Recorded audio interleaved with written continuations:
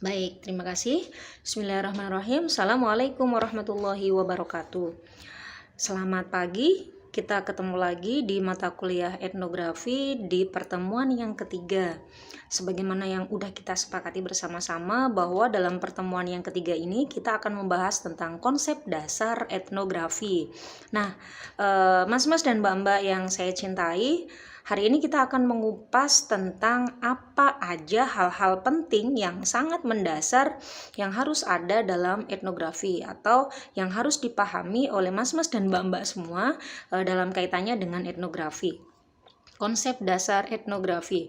Baik, setelah kita mempelajari bersama-sama kemarin di pertemuan yang kita adakan minggu lalu kaitannya dengan hubungan antara etnografi dengan antropologi, kita ketahui bersama bahwa sebenarnya kekuatan antropologi itu adalah pada metode penelitian etnografinya. Kayak itu. Sebab apa? Sebab dalam etnografi ini tersimpan berbagai macam data yang berkaitan dengan native point of view atau sudut pandang kebudayaan yang dimiliki oleh para pelaku budaya. Baik mas-mas dan mbak-mbak yang saya cintai, kita akan kupas kembali atau kita akan mereview kembali tentang apa dan bagaimana sebenarnya etnografi itu. Baik, yang pertama adalah sebab kita akan mempelajari tentang konsep dasar etnografi, maka kita harus paham kaitannya dengan pengertian dari etnografi. Nah, etnografi itu sendiri tersusun dari dua suku kata yang diambil dari bahasa Yunani, yaitu ada ethnos dan grapien. Etnos sendiri itu bermakna etnis, suku, budaya, kelompok masyarakat, atau bagian-bagian dari suatu masyarakat. Nah, tapi makna etnos ini sendiri itu bisa berkembang sesuai dengan topik yang nantinya akan kita jadikan sebagai subjek atau objek penelitian kita. Kemudian yang kedua, grapien. Apa sih grapien itu? Kalau kita merujuk kepada akar bahasanya, maka grap atau grapien itu dia bermakna tulisan. Sehingga kalau kita memaknai secara luas, grapien itu sendiri adalah tulisan yang di dalamnya berisi tentang deskripsi dari sebuah data kayak gitu. Sehingga ketika kita mendeskripsikan yang namanya etnografi, maka akan diperoleh sebuah pemahaman bahwa etnografi adalah catatan tentang bangsa-bangsa, catatan tentang pola hidup atau pola budaya dari suatu masyarakat gitu. Selanjutnya, apa sih sebenarnya kegunaan dari etnografi ini sendiri? Maka kita harus memahami dengan benar tentang kegunaan dari etnografi ini sendiri. Mengapa demikian?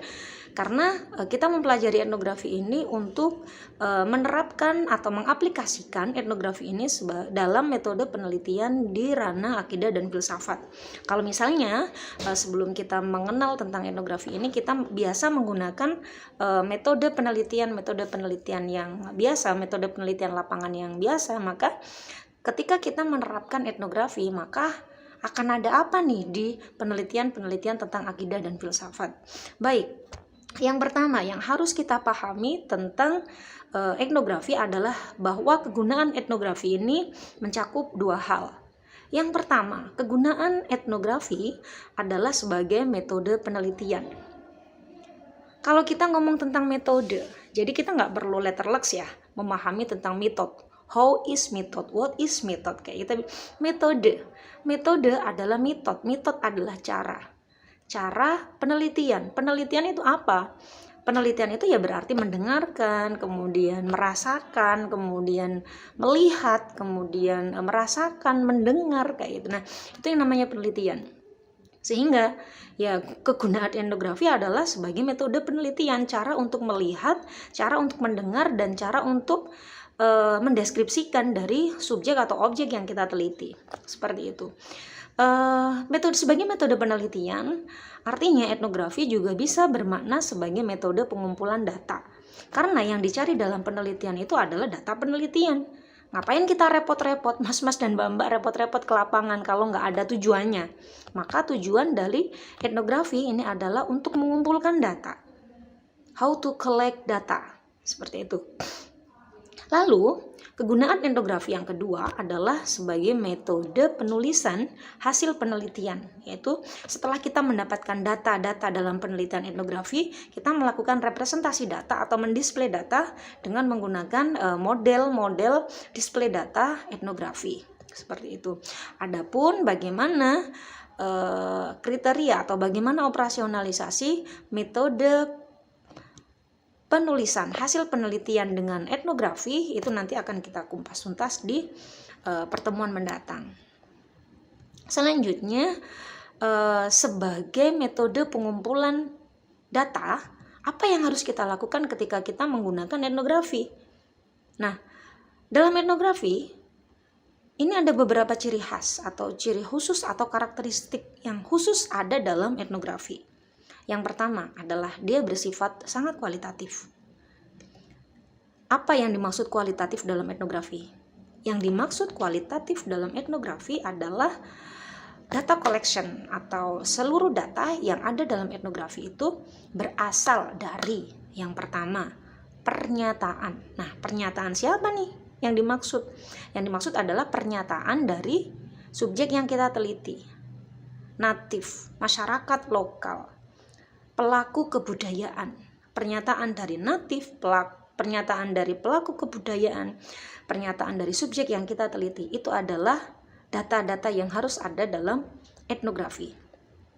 Yang kedua adalah perilaku. Nah, apa maksudnya? Bagaimana cara kita melakukan data collection berbasis perilaku?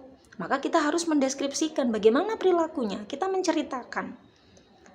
Misalnya, ketika melakukan pembajakan terhadap sawah, maka yang dilakukan oleh petani adalah satu, dia menggunakan pembajakan secara konvensional atau dia menggunakan mesin traktor kayak gitu misalnya, atau seperti apa. Kemudian dideskripsikan. Penggunaan traktor pun itu harus dideskripsikan. Maksudnya adalah untuk menyampaikan kepada masyarakat yang tidak tahu terkait dengan kondisi lapangan, sehingga mereka itu bisa merasakan seolah-olah mereka melihat, mereka mendengar, mereka ada dalam konteks yang kita bicarakan. Seperti itu. Kemudian kondisi material. Apa yang dimaksud kondisi material? Yang dimaksud kondisi material adalah setting natural. Setting natural apa yang dimaksud di sini? Yang dimaksud adalah suasana yang ada pada saat kita melakukan penelitian. Bagaimana suasananya? Apakah sangat panas? Apakah suasananya sangat bising? Atau suasananya sangat menyenangkan? Nah, itu kita deskripsikan. Lalu, ketika kita menyampaikan bahwa suasananya itu tenang, maka tenang itu kita lukiskan kembali. Tenang itu yang seperti apa? Apakah ketika angin berhenti, angin itu bertiup secara sepoi-sepoi, atau sampai terdengar suara jangkrik krik seperti itu, atau apa? Bagaimana kita mendeskripsikan suasana tenang berdasarkan apa yang benar-benar kita rasakan? Apa yang benar-benar kita rasakan ketika kita live in dalam masyarakat yang kita teliti. Begitu. Selanjutnya, yang terpenting selanjutnya dalam prinsip dasar etnografi adalah mementingkan first hand data. Nah, first hand data di sini itu bisa dipahami sebagai data pertama, data di tangan orang pertama. Orang pertama itu siapa? Orang pertama itu adalah kita sebagai etnografer, kita sebagai peneliti. Nah, mementingkan first hand data di sini maksudnya adalah bahwa data yang kita peroleh, yang kita display dalam laporan penelitian kita nantinya itu adalah data yang benar-benar kita dapatkan sendiri, benar-benar kita alami sendiri di lapangan.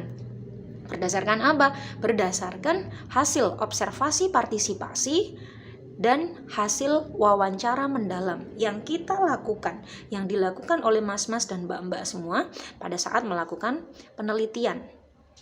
Seperti itu. Kemudian pengumpulan data ini harus dilakukan dalam setting yang natural, nggak boleh dibuat-buat di sawah kayak gitu misalnya, terus dibuat background sedemikian rupa sehingga itu menggambarkan sawah. Nah, nggak boleh yang seperti itu dalam etnografi. Sehingga dalam etnografi itu dikenal dengan ciri khasnya melakukan live in atau bergabung dengan masyarakat yang diteliti, hidup bersama masyarakat yang diteliti. Itu namanya etnografi. Kalau cuma datang pergi kayak itu namanya observasi biasa, bukan etnografi.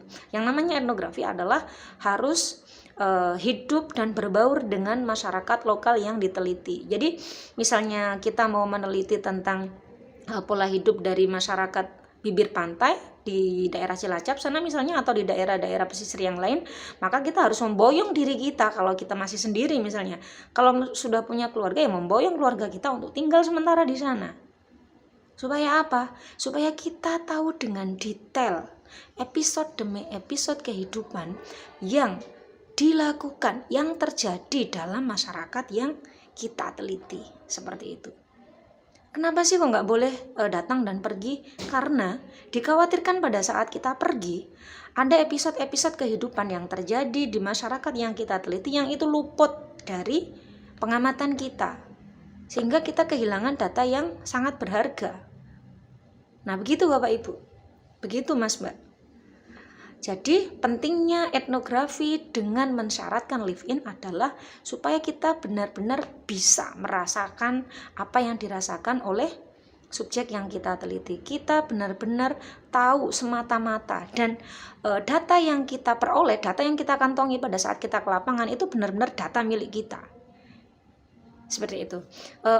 Kurang lebihnya seperti itu ya tentang konsep dasar etnografi. Saya akan mereview kembali bahwa ada dua hal penting dalam konsep dasar etnografi yang harus kita pahami. Bahwa yang pertama, etnografi itu kualitatif.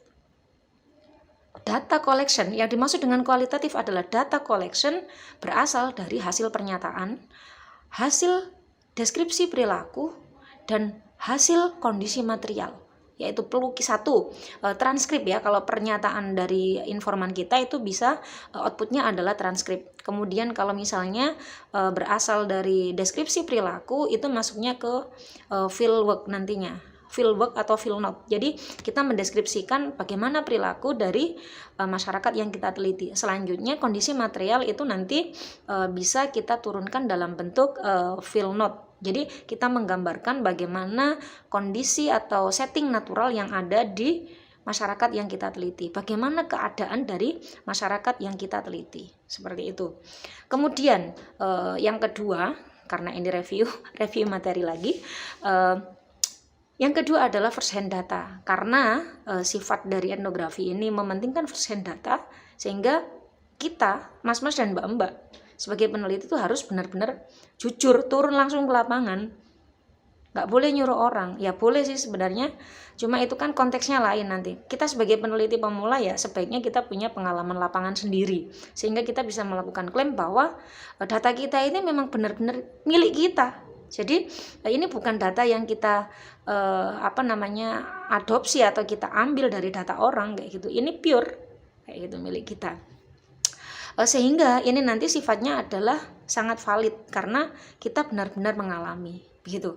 Baik, itu yang bisa saya sampaikan dalam pertemuan kali ini tentang pembahasan dari konsep dasar etnografi. Bisa dimengerti ya? Baik, kalau misalnya ada pertanyaan, saya persilakan untuk menulis di kolom chat. Demikian dari saya, kurang lebihnya mohon maaf. Akhirul kalam, billahi taufiq wal hidayah.